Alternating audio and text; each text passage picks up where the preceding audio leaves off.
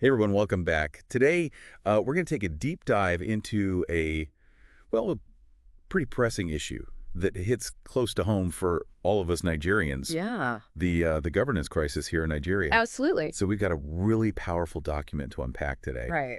It's a press release from the Nigeria Patriotic Front Movement, the Okay. NPFM. Hmm. It's titled Nigeria, Economic Collapse and National Survival Under President Tinubu.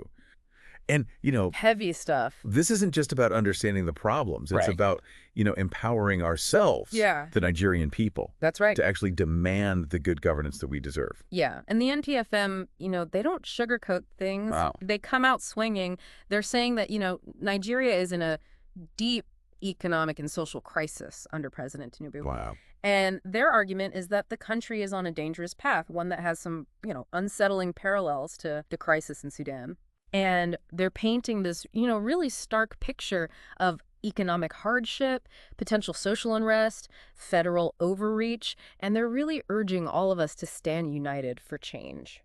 Okay, so let's unpack all of this, starting with, what they're saying about the economic crisis. Sure. The NPFM points to the petrol price hike. Oh, I mean, it's a staggering 600% increase. huge. Can you imagine waking up one day and all of a sudden Yeah, your commute to work costs 6 times more?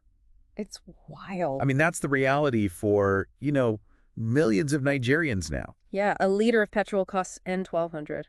And this isn't just numbers on a screen, right? This is real people who are really struggling to put food on the table. Yeah. Struggling to get to work, to live their lives. Absolutely. And it goes, beyond the immediate pain at the pump. Right. The NPFM argues that President Tinubu's economic policies, things like heavy reliance on the IMF and the World Bank, Mhm.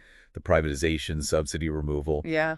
they're saying that this is a recipe for even greater hardship. And, we've seen this story play out before. Right. Think about, what happened in Greece. They implemented these really similar austerity measures after that 2008 financial crisis. Right. And their economy it shrank for years. Wow. Unemployment skyrocketed. Social unrest became like a constant threat. And the NPFM fears that Nigeria is heading down that same path. Which brings us to that really chilling warning Mm-hmm. that Nigeria is firmly on the road to Sudan.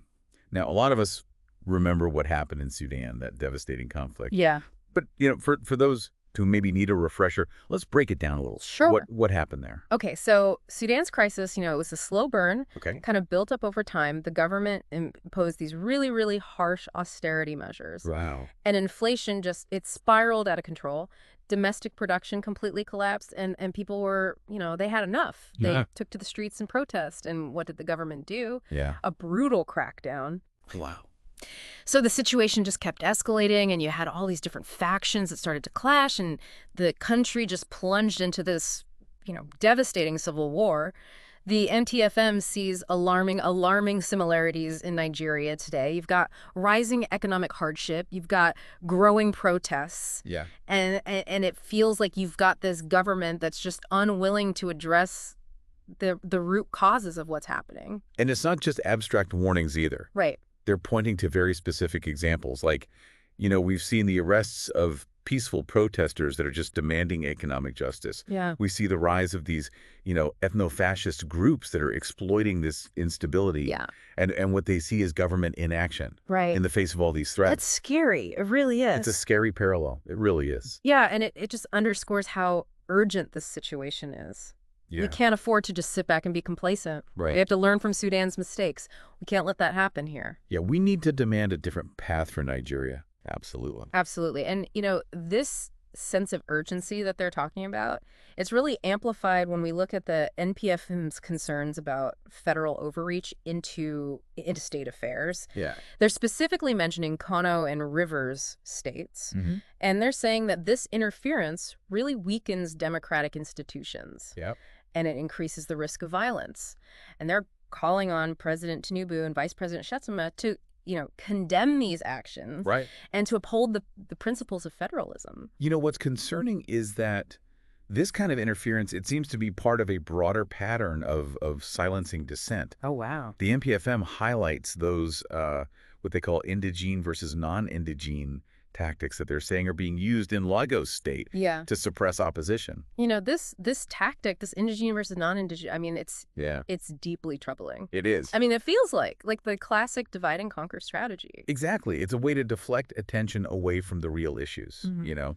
The economic hardships, the governance failures.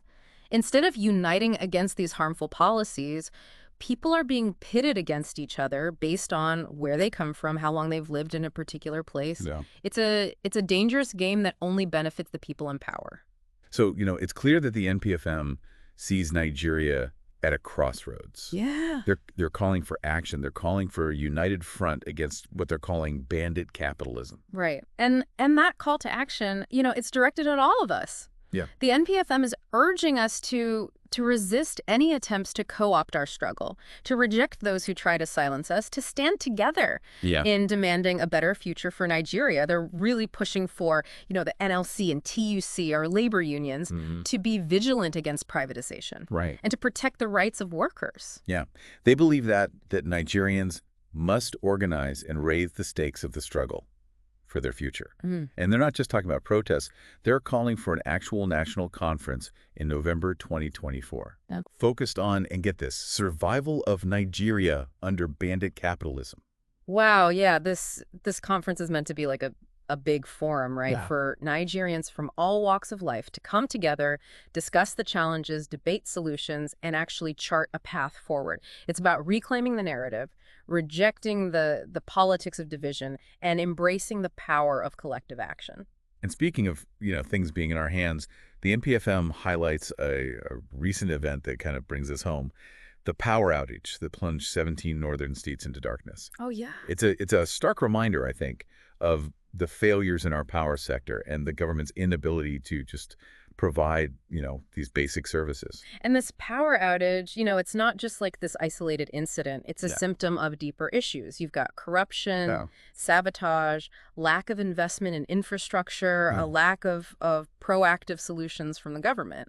We can't just keep putting Band-Aids on these gaping wounds. Exactly. We need systemic change. And speaking of systemic issues, they also raise concerns about what they're calling land and mineral resource grabs.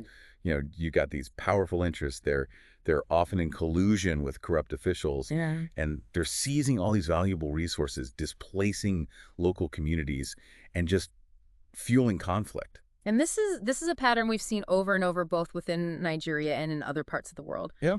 When those with power and influence, when they exploit resources without regard for the well-being of the local communities, it creates instability, poverty, violence. We have to stand with those who are being affected and demand a just and sustainable approach to resource management. So the NPFM, they're painting a pretty grim picture. Yeah. But it's not without hope. Right. They're calling for a united front. They're calling for collective action. And they're calling for a national conversation about the future we want for Nigeria. And that's where things get really interesting, right? How do we translate this call to action into actual concrete steps? Yeah. How do we, as Nigerians, take ownership of our future? That's a great question. Yeah. And it's one we're going to explore in more depth in the next part of our deep dive. Yeah. But first, let's take a closer look at some of the specific actions the NPFM is proposing. So the NPFM, they're calling for a multi-pronged approach. Okay. First, they want us to actually join their movement, Okay. to really amplify their message and put pressure on those in power. Mm-hmm. They're also urging us to support the labor unions, Right. the NLC and TUC, in their fight against privatization. And this fight against privatization, that's a big one. Yeah. I mean, the NPFM they're calling for a return to nationalized control Yeah. of key resources. Mm-hmm. I mean, things like the NNPC, the electricity discos. Mm-hmm. They believe that bandit capitalism, as they call it, it's failed us, that these vital assets, they should benefit all Nigerians, Right. not just a select few. It's a complex issue, for sure. Oh, yeah. Nationalization has its own set of challenges. There's no guarantee that it's, a perfect solution. Yeah. But the NPFM, they're arguing that it's time to have an open and honest conversation about who controls our resources Yeah. and how they're managed. They want us to understand the historical context, the potential benefits, the drawbacks, and to really make informed decisions about what model actually serves the best interests of the Nigerian people. They're also really pushing for active participation in that national conference that they're organizing in November 2024. It's, this forum for Nigerians from all walks of life Right. to come together, discuss these challenges, debate solutions, and actually chart a path forward. It's about reclaiming the narrative, Yeah. rejecting that, the politics of division, Yeah. and embracing the power of collective action. And it's not just about these, big picture solutions. Right. The NPFM, they're calling for individual actions as well. They're urging us to educate ourselves about the issues, to engage in dialogue with our communities, to hold our elected officials accountable. Yeah. And to support those organizations that are working for a more just and equitable Nigeria. They're saying don't just sit back and wait for someone else to fix it. Right. Get involved, make your voice heard. Yeah. The future of Nigeria is in our hands. But amidst these calls for, unity and action, Yeah. the NPFM also highlights this really disturbing trend, the rise of these ethno-fascist groups, Oh, yeah. and the government's seeming reluctance to address this threat. Yeah, they're arguing that President Tinubu seems more comfortable with these groups than with the peaceful protesters who are just demanding economic justice. It's a serious accusation, and it really speaks to that potential for division and conflict along ethnic and religious lines. And they're essentially saying that the government is playing with fire by allowing these dangerous groups to operate with impunity, while they're cracking down on those who are simply trying to exercise their right to protest. It's a dangerous game that could have really devastating consequences for our nation's unity and stability. They're pointing to the recent attacks on peaceful protesters and the just alarming silence from the president and his vice president. Yeah. And they're demanding that those in power actually publicly condemn these actions and take concrete steps to dismantle these groups before things really spiral out of control. It's this is a call for leadership. It's for those who have the power to recognize just how serious this threat is that these groups pose, and to take decisive action to protect the safety and the unity of all Nigerians.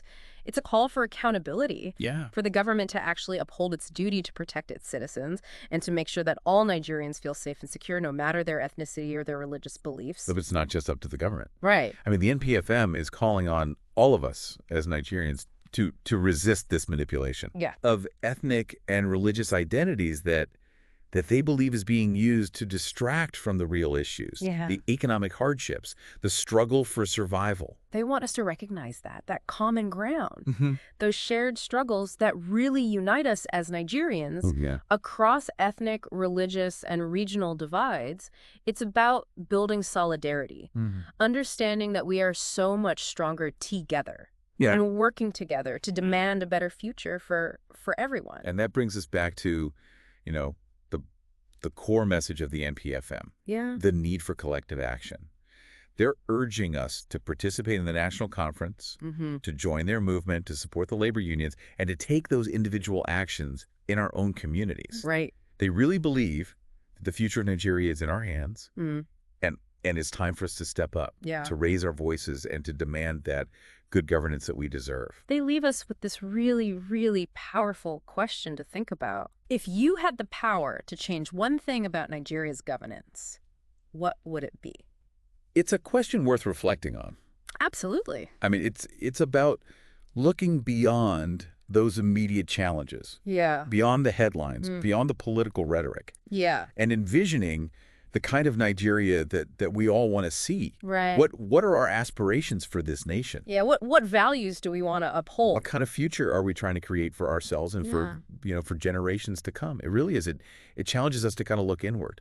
Examine our own beliefs, our values, and to imagine a Nigeria that truly reflects our hopes and dreams. It's a big question, What would a Nigeria with good governance actually look like? What would it look like? It would be a Nigeria where, the rule of law actually prevails, where institutions function, with transparency and accountability.